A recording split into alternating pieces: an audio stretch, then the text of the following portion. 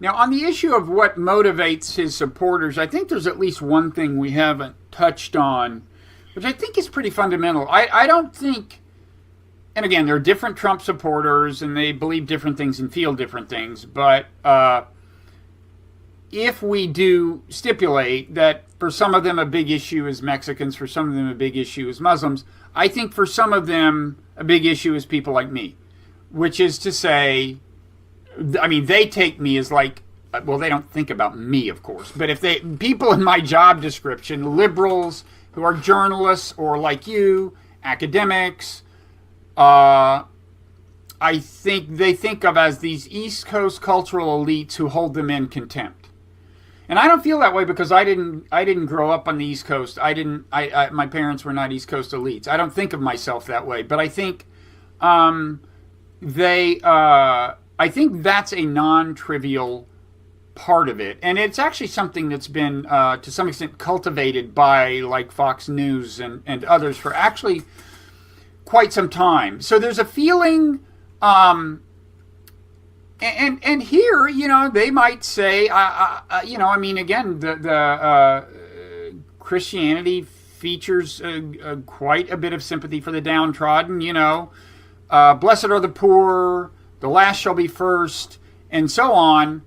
I think they think of themselves, and again, it's not so much an economic matter. You know, most of these people are not in true poverty, but I think they think that the people who run America have forgotten about them, and that we identify more with elites in other countries than we do with Americans who didn't go to great colleges or something, right? And I think that's a really non-trivial part of it, because for one thing, they lump the media in there. This, you know, that's part of the same grievance. Their distrust of the media, I think, is related to this sense. So what do you think of that? And you know, what do you think if they do support Bible verses on their own behalf and depict themselves as among the forgotten? The set of issues that are looming here are so massive and intertwined that they're hard to fully sort out.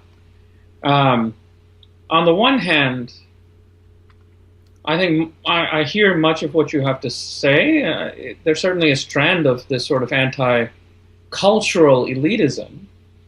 But of course, how this cultural elitism can find its antithesis in, you know, a billionaire elite who is himself entirely a part of these circles and has been for quite many decades. It's hard to sort out. Yeah, but at the same time, we do hold him in contempt. I think they're wrong that we hold them in contempt, but that's right. There is a lot of evidence that actually people like you and me do look down at Donald Trump. That's actually something they see as, I think, having in common with him.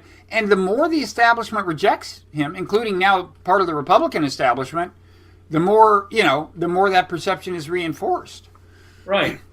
The other thing that has to be mentioned, of course, is just how freeing he sounds to some. And quite often, among the kinds of freedom that people name, is that he sets them free from political correctness, right? Which is espoused by cultural elites, presumably like you and I. Now, what do we mean by political correctness, or what do they mean by political correctness? Well, I think you and I would say that it's, you know, speaking in ways that accord precisely the marginalized groups that you and I care about in esteem. So we don't speak in ways that demean women. So we are, to be politically correct is to be anti-misogynistic.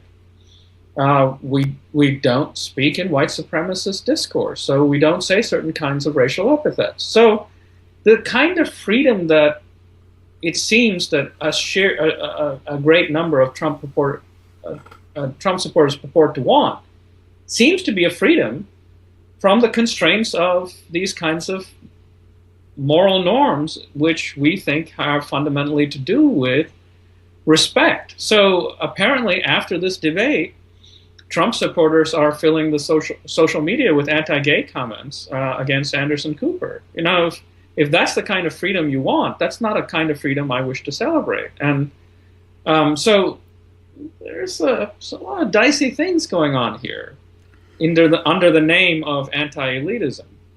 Now, I wish we could say that what we were seeing here was a fundamental manifestation of a kind of working class anger at the way in which both Democratic Party and the Republican Party have bought into a neoliberal economic frame that leaves working classes behind. That would be a kind of anti-elitism, which would be a kind of anti-elitism of the 1%, which I would be deeply sympathetic to. I think there is some of that, don't you?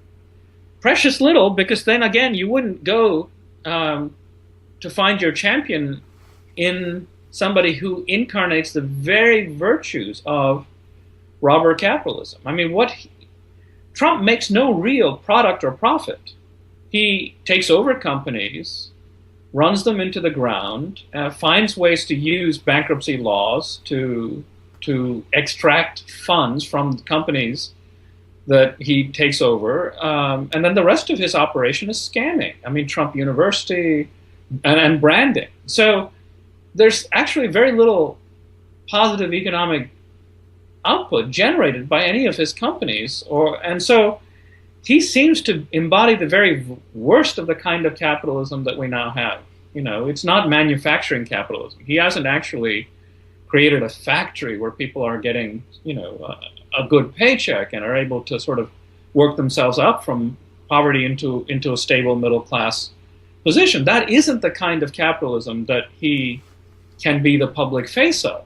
So I find these sort of working class populist elements, you know, certainly present in Bernie Sanders supporters, but I see precious little of that in Trump supporters. And certainly they can't look at him and say, well, he'll be the person who does this for us, because his entire track record is fundamentally the very opposite of such aspirations. Yeah, although I mean, once you think you found your leader, somebody speaking your language like nobody else is, and there's the real prospect of that person coming into power and serving your interests, I think people are pretty good at convincing, at forgiving a lot and explaining away a lot. And is that language? That's what I'm trying to sort of, you know, elicit here. A recent Atlantic Monthly piece called him the most ostentatiously unqualified candidate in the history of American politics, or something to that effect. Mm-hmm. The absolute lack of demonstrated qualifications for this job probably has never been, you know, right, set the bar. So, but I think the sense of disenchantment with the ruling class, including all current politicians, is so profound that people are just like, no, the people who actually have the resumes have not gotten the job done. And, you know, this is a kind of reaction that people have, you know, to things, and they have them on the left and on the right in times of ferment and revolution, you know?